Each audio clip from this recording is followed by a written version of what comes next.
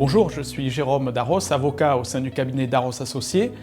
Je suis aussi membre de la commission juridique et conformité de la PREF et j'ai eu le plaisir de coprésider un groupe de travail contentieux climatique et réassurance avec Joanne Coignard de la société Odyssée Re.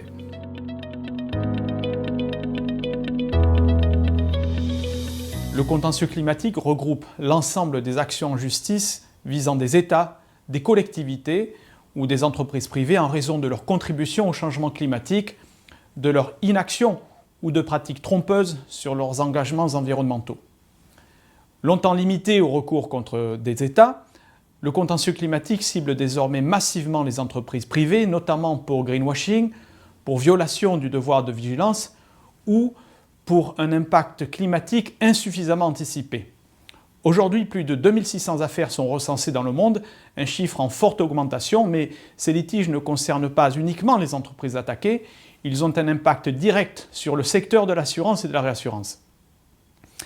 En effet, le contentieux climatique crée une exposition croissante pour les assurances et donc pour les réassureurs qui doivent faire face à des risques nouveaux, difficiles à quantifier, mais aussi à une pression réglementaire accrue. La sinistralité potentielle est très importante et pourrait remettre en question l'équilibre économique du secteur. Face à cette transformation profonde du paysage juridique et assurantiel, la PREF a voulu analyser et mieux comprendre ces contentieux pour anticiper leurs impacts sur le secteur de la réassurance.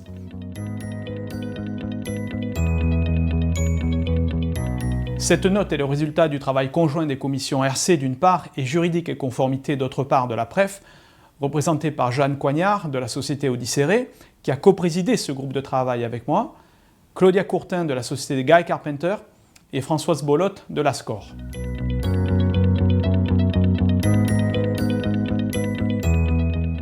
Trois constats majeurs ressortent de ces travaux. Le premier constat est celui d'un basculement massif vers des contentieux contre les entreprises privées. Après avoir attaqué les États pour inaction, les ONG et les citoyens se tournent désormais massivement vers les entreprises privées, avec notamment une montée en puissance des recours pour greenwashing et pour violation du devoir de vigilance. Le deuxième constat est celui d'une menace grandissante pour la réassurance. La multiplication des poursuites judiciaires redéfinit l'exposition des assureurs et des réassureurs. Ces litiges participent d'un problème majeur: comment évaluer et couvrir un risque systémique et global comme le changement climatique. À cause de la multiplication de ces contentieux, certaines entreprises pourraient voir leur accès à certaines garanties se compliquer. Le troisième constat est celui d'un impératif d'adaptation du secteur. Pour faire face à ces défis, assureurs et réassureurs doivent analyser leurs contrats pour voir dans quelle mesure ils prennent en compte ce nouveau type de sinistralité. Il peut alors apparaître indispensable d'adapter les garanties afin de mieux intégrer les risques climatiques dans les modèles de tarification et d'anticiper l'évolution rapide de la réglementation en la matière.